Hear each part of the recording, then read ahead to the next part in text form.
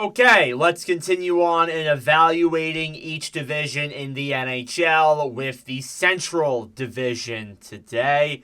And this is a bit of an interesting division. You still have 4 teams that are above the playoff line, 4 teams that are below. So let's not waste any time and hop right into it. If you want to see the Pacific Division evaluation, you can go take a look up here in the card. If I forget to put it up in the card, make fun of me in the comments. So I remember to put it up in the card.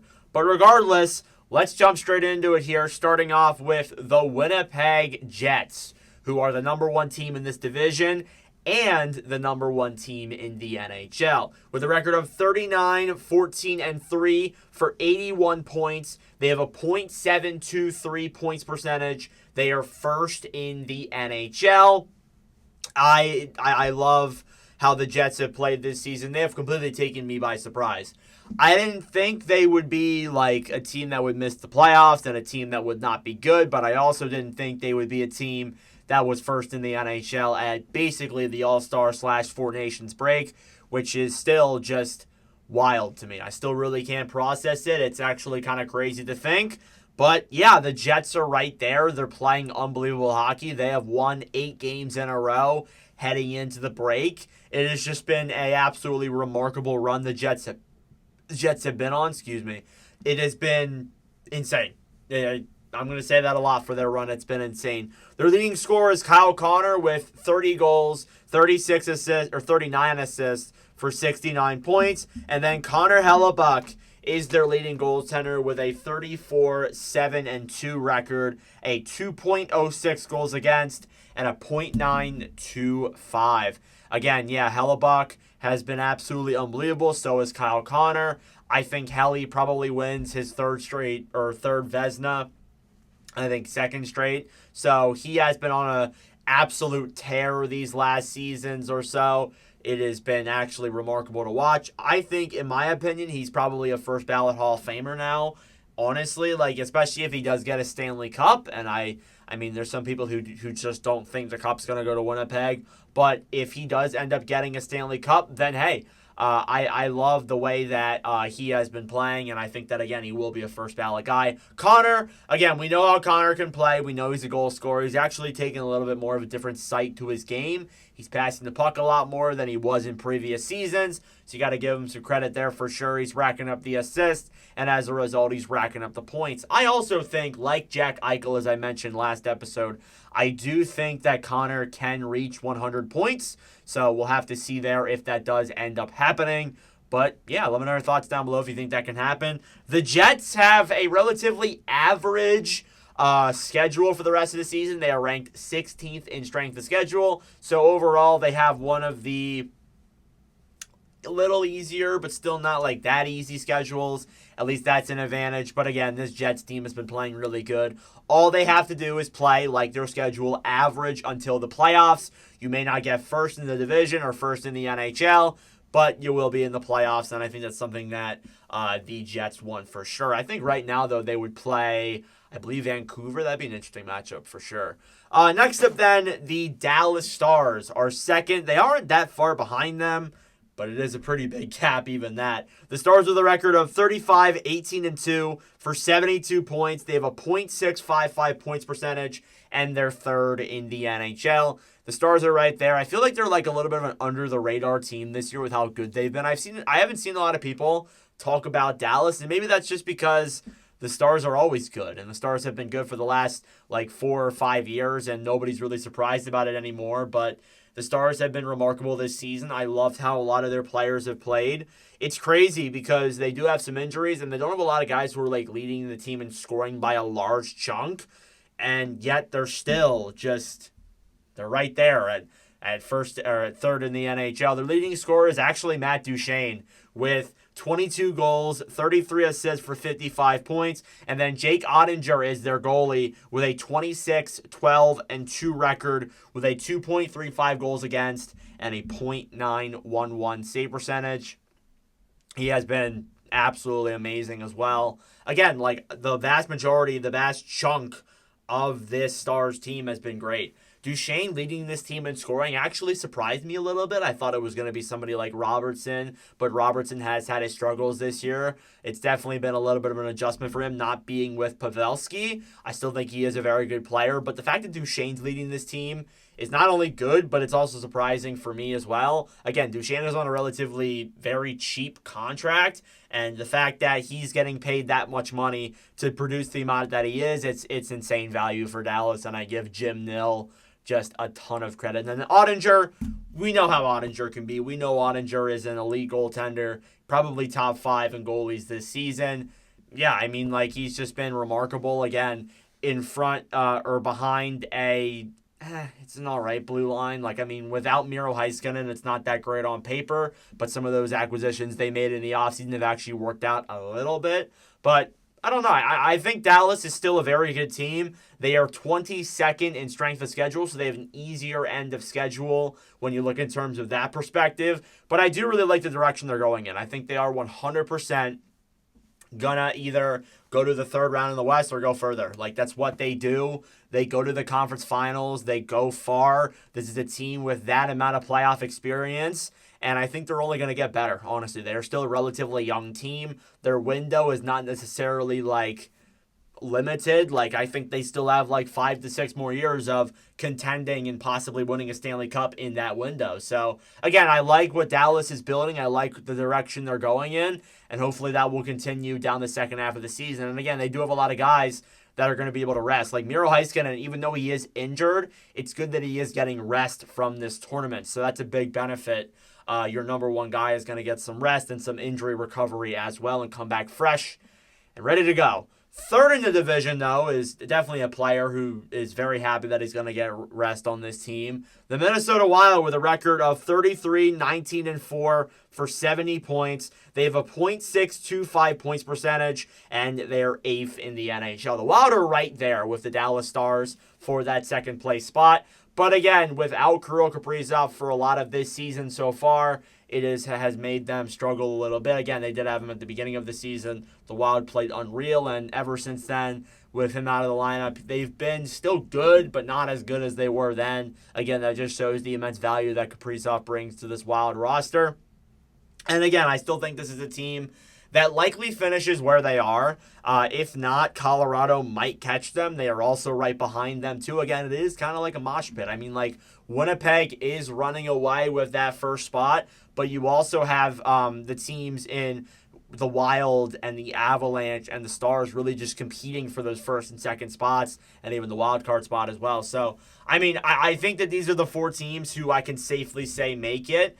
But, yeah, the Wild are one of them, and I think that they have had a great season, especially a really good year from last year. They've built off of that second half they had where the first half was terrible, and now they're looking like that team that they looked like in the second half of last year. Their leading goal scorer is Kirill Kaprizov with 23 goals, 29 assists for 52 points. And their goalie is Erik Gustafsson with a record of 22-11-3 for a 2.63 goals against average and a .915 save percentage. I have loved how Kaprizov has looked this year with the Wild. But again, he's only played like 40 games. He's missed a big chunk of the season. And I think it's definitely affected the Wild on the ice, as I said. And again, the value that he brings to that roster is just insane. I think, in my opinion, he might be the most valuable player in the NHL. Seriously, I've been saying that for a while. I've been tuning that horn for a long time. I still do believe it to this day. He is one of the more underrated players on that Minnesota roster that does not get talked about enough. Seriously, he still doesn't get talked about enough. And then Gustafsson has actually had a pretty good year. I think that it's gone a little bit under the radar. He has had a pretty good year. Again, I know he's in front of a very solid blue line with guys like Faber and Brodin and Spurgeon in front of it. But still, nonetheless, Gustafsson has been a good goalie this year. And with a season like last year, we were like, yeah, I don't know. I think he's looked great. And then obviously, too, I got to mention Marc-Andre Fleury, who is in his last season in the NHL. He has been terrific for many years. And I think that it's bittersweet to see him retire because he's been playing since I've been born. But yeah, I think I have best wishes to Fleury in his future endeavors. But he has been great in the NHL, and it's been a privilege to watch these last couple of years. Next up, then, the Colorado Avalanche, who are just behind the Wild, but they are in that wild card spot right now. The Avalanche with a record of 33, 22, and 2 for 68 points. They have a .596 points percentage and are 10th in the NHL. The Avs, if it weren't for that rough start, they might be like second or even first in the division. Seriously. The climb that they had from when they really struggled at the beginning of the season to now has been exponential. And again, it's all because of the goalie. It's all because of getting Mackenzie Blackwood back in net. That has really helped this Avalanche team. They've solidified their blue line a little bit as well and have played better hockey since then. Yeah, I mean, like the Avalanche just look like they're rolling. They look like an awesome team. And I'm not surprised in the slightest. I think they do have a legitimate chance of going for a second Stanley Cup in the last, I would say, 3 or 4 years. So, yeah, I mean, I don't know, though, because I do have some doubts about this team. I think their depth needs to be better. Again, they do have a lot of injuries as well, and that just makes it all the more impressive. The fact that they are in the spot that they are, just barely behind the Wild, just barely behind the Stars, too. Like, they're 4 points back a second. And they have been absolutely injury pummeled. I think they've had like maybe upwards of like 45, 50 players play for their team this season. That's how bad it got in Colorado at one point. But they're still winning games. And it's just remarkable to see, honestly. Again, they do make that trade with Rantanen. They trade him over to Carolina. And I think that we're going to have to evaluate that later on. But overall, I mean, Marty Necas getting him back in return has looked great for the Avalanche. And who knows, maybe they win this deal in the long term. Necas is younger, I believe. So, I don't know. We'll have to see. Anywho, Nathan MacKinnon is their leading goal scorer with 21 goals, 66 assists for 87 points. And their goalie is Mackenzie Blackwood, as I mentioned, with a record of 20, 15, and 5, a 2.55 goals against average, and a .917 save percentage. Blackwood, has been awesome this season, and I just think that he has been a perfect fit in Colorado. Him and Wedgewood have been a perfect tandem there. They have really saved things from what was an awful tandem at the beginning of the season, and I think Blackwood has to be a big X factor in why they have come back and are where they are. Because again, like, it's easy to forget now because it feels like it was so long ago, but when they didn't have Blackwood or Wedgewood, that tandem was terrible. That was not fun to watch. And I think now, maybe with solid goaltending, maybe without Blackwood, we know he can be, maybe they do go further in the playoffs in the second round last year. I don't know. We'll have to see, though, with Colorado. Again, they're one of those teams that is pretty interesting to look at. And then you have the playoff line. The playoff line is right there. Those are the 4 teams that are in the playoffs, the 4 teams that are not in the playoffs, starting off with the Utah Hockey Club, who have the record of 24, 23, and 9 for 57 points. They have a .509 points percentage, and they are 22nd in the NHL. So a little bit of a gap there between Colorado and Utah. I'd say like a good 10 points almost. Yeah, I just think that for Utah, they've been struggling with a little bit of inconsistency, which I've seen for years, watching Arizona and Philadelphia. Again, like, Utah's one of my favorite teams. Former Arizona fan, I got to mention that every time.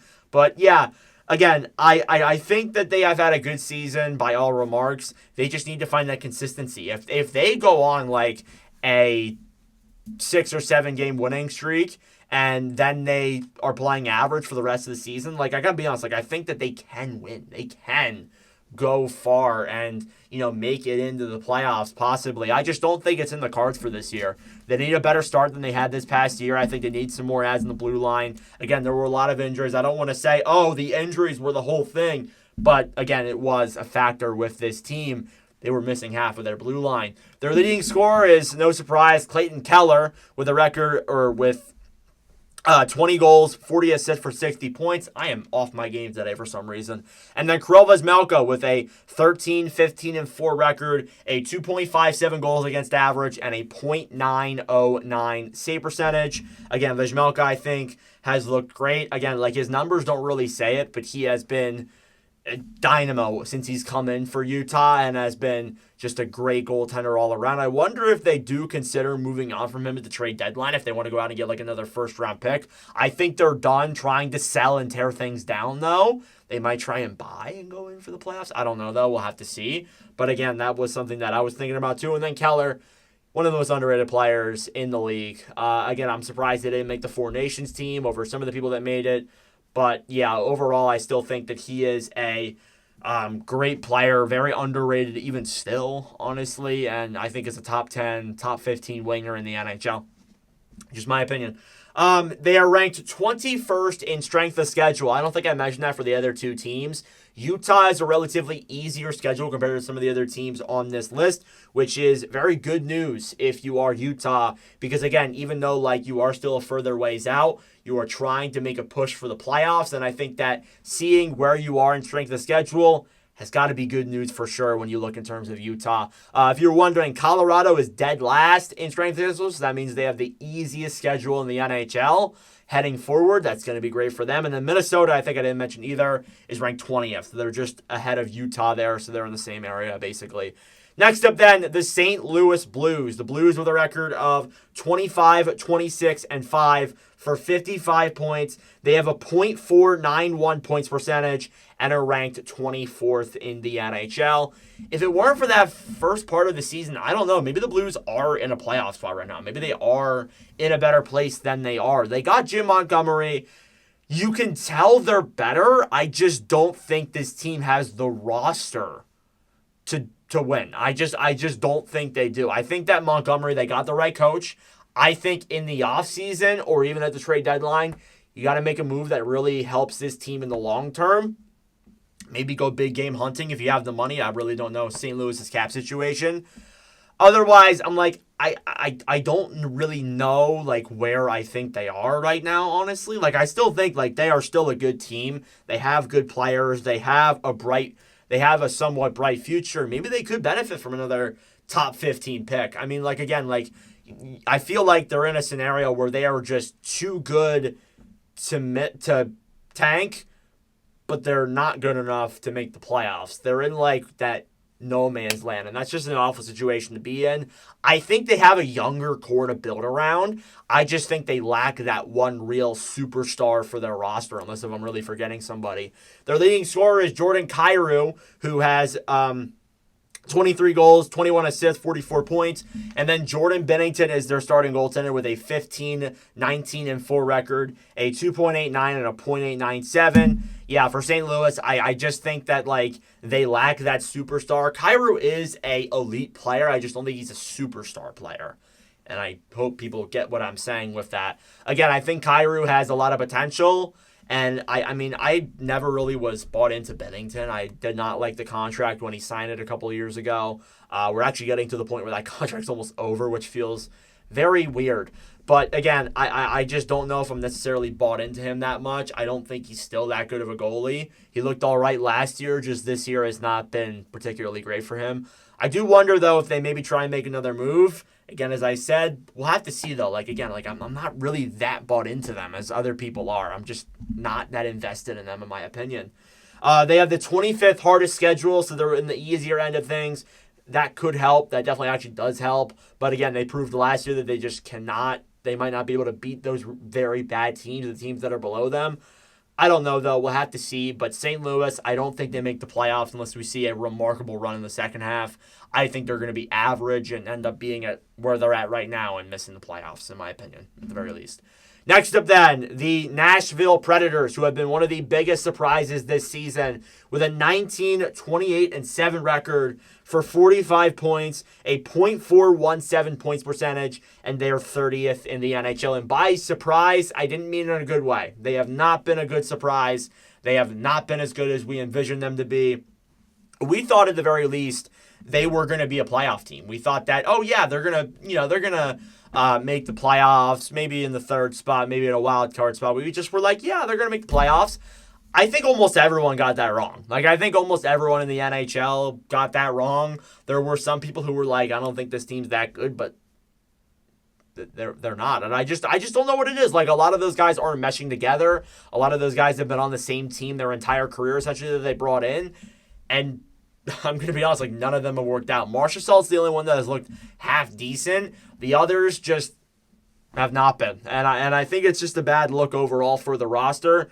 I wonder, though, what's next if they're going to, like, go down a rebuilding path. Again, I've been saying all season that they should just fire Andrew Brunette. You see what other coaches get with a coaching boost. Nope, we're going to tear it down. I just don't really get it if I'm Nashville, in my opinion. Their leading scorer is Philip Forsberg with 21 goals, 32 assists, 53 points. And their goalie is Jose Saros with a record of 11, 23, and 6, a 2.95 and a .899. I don't know if he's that happy right now with how the team's playing. I don't think anyone's happy with how the team has had this season. I wonder, though, if they do try and trade any of those two players. I doubt it, but I wonder if they do try and go like a nuclear rebuild. I don't think so. But again, like I just wonder what comes next for them. Forsberg, very good forward. I think he hasn't had as good of a year this year as he's had in previous years. Again, I feel like last year was like a Hart candidate year, honestly. Just a lot of people contending for the Hart every season.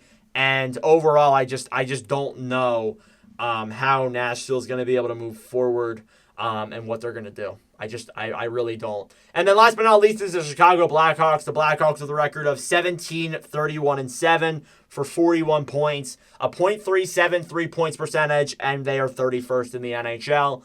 I've said a lot of things about Chicago this season. I just haven't gotten better. Bedard, I think, has been pretty good. But again, the team around him is just not. That's just all there really is to say at this point. I don't think they're getting enough young players in their lineup to improve. I don't think they're getting enough guys in their lineup to develop.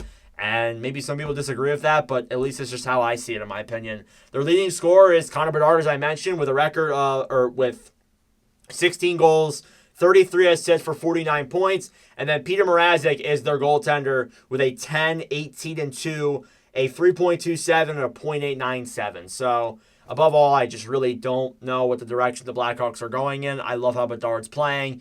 They really could benefit from another player in this coming draft. Draft a guy who can be alongside Bedard, like a guy like Porter Martone or Michael Misa in that sense, and I think you are just set.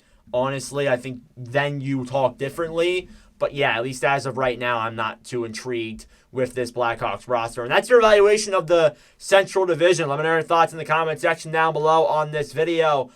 We went through every team there. Thank you for watching, though. If you enjoyed, make sure to like the video down below, and please do consider subscribing to join the community that we are building here. But anyways, that's it for me. Thanks for watching, and I'll see you guys in the next video.